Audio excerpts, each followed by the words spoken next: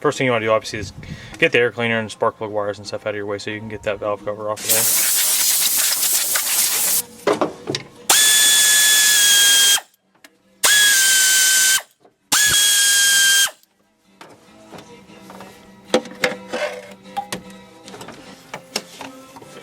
First thing you've got to do here is get your end into top dead center.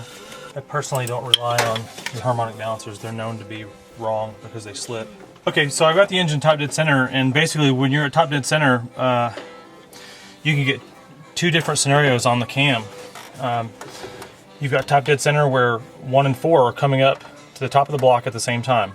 Now, on one revolution it comes up and the intake and exhaust valves are closed because that cylinder is firing. At the same time, this cylinder right here is exhausting, preparing to intake. So both of these valves are tight.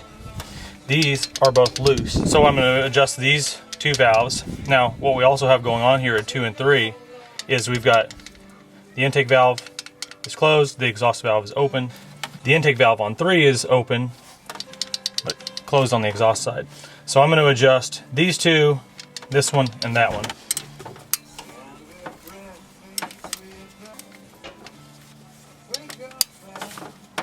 I'm going to be setting these to 0.2 millimeters. That's very, very, very skinny, like 20% the thickness of a dime. Okay, so this is how you adjust the valve right here, and this is where you check it right here. Basically what you're checking is the space between the rocker and the top of the valve. So what you want to do is just kind of lightly tighten this down until it's like a little bit snug. Back it out until it moves freely, and then tighten it down with a 12 millimeter wrench. And what you end up with is something that has a little bit of a tick. That's why you hear these things running and they tick. And then we'll spin the motor 1 revolution. The cam will spin 1/2 of a revolution, and we'll have the opposite scenario. Okay, so just spin the motor 1 time around. I'm going to retorque this head in the same sequence that you originally torqued it, just starting in the center and working in a spiral pattern going out. So I'm going to break this loose with my breaker bar.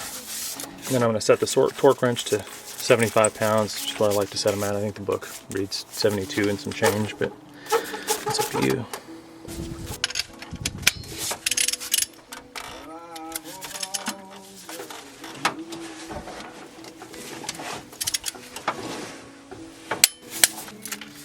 And that's it, man.